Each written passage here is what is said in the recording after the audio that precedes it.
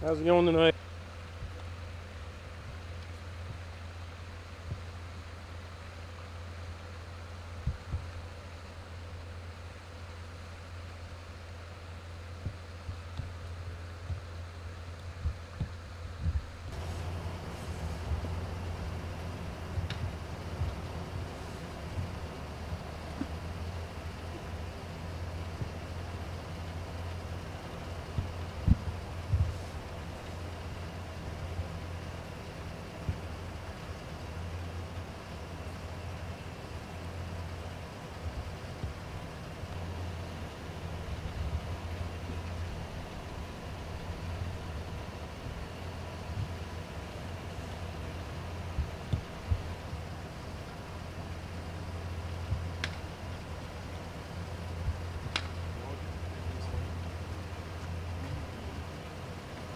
Hey, Brett.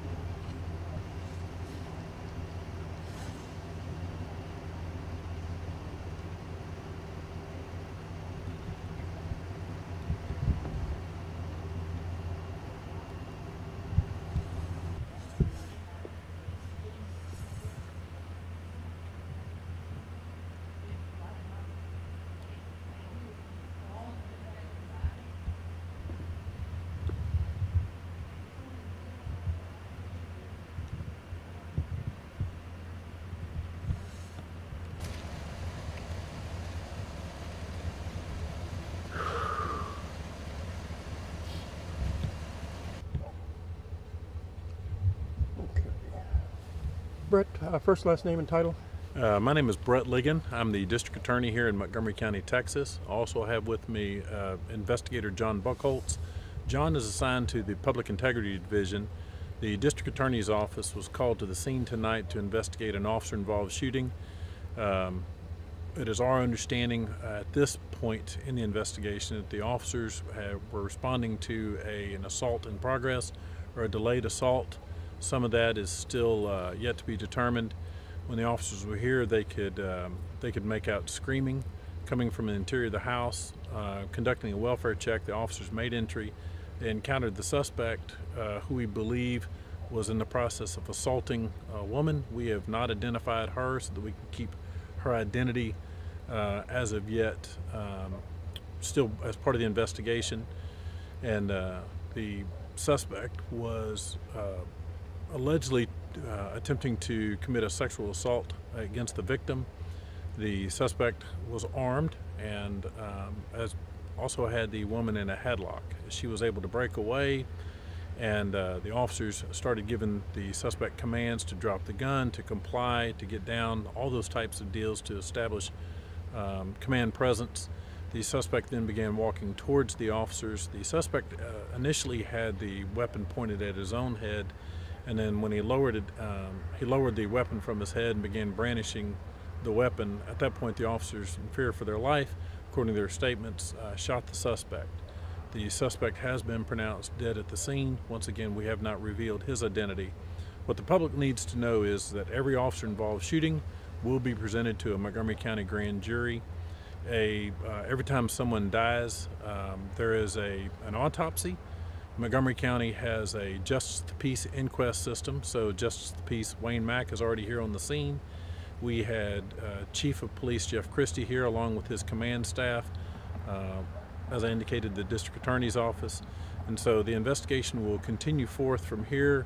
We'll obtain statements from the officers, downloads from the cell phones, including statements, and forensic evidence is being retrieved right now. Once again, once we have the full investigation and after the medical examiner's office has made their determination, we'll present all that to a grand jury so that we can get a final legal opinion as to whether or not they believe that this shooting was a justified use of deadly force.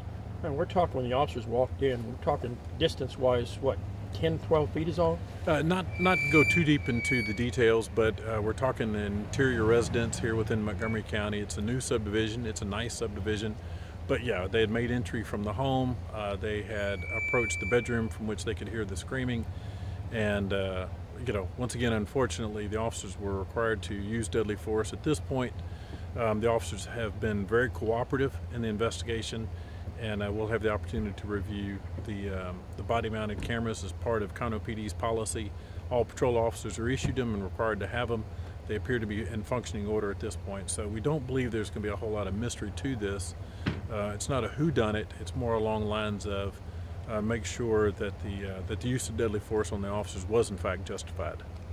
Kind of strange to have very seldom a shooting of a Montgomery County officer involved, let alone two in one night. Yeah, you're referring to the shooting that we made earlier this evening. It was an aggravated robbery, and several task force officers had encountered the suspect. He was looking to be good for several aggravated robberies that had occurred in Harris County, Fort Bend County, and here in Montgomery County.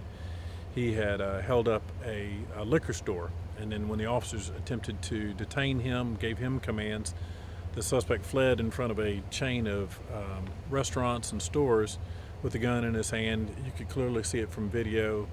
The suspect went down into a ditch, and then when he turned towards the officers, in fear for their life, once again, were forced to use deadly force. That investigation is still ongoing as well, and that will be presented to a grand jury. Okay. All right. All right, thank you, Scott. We'll get some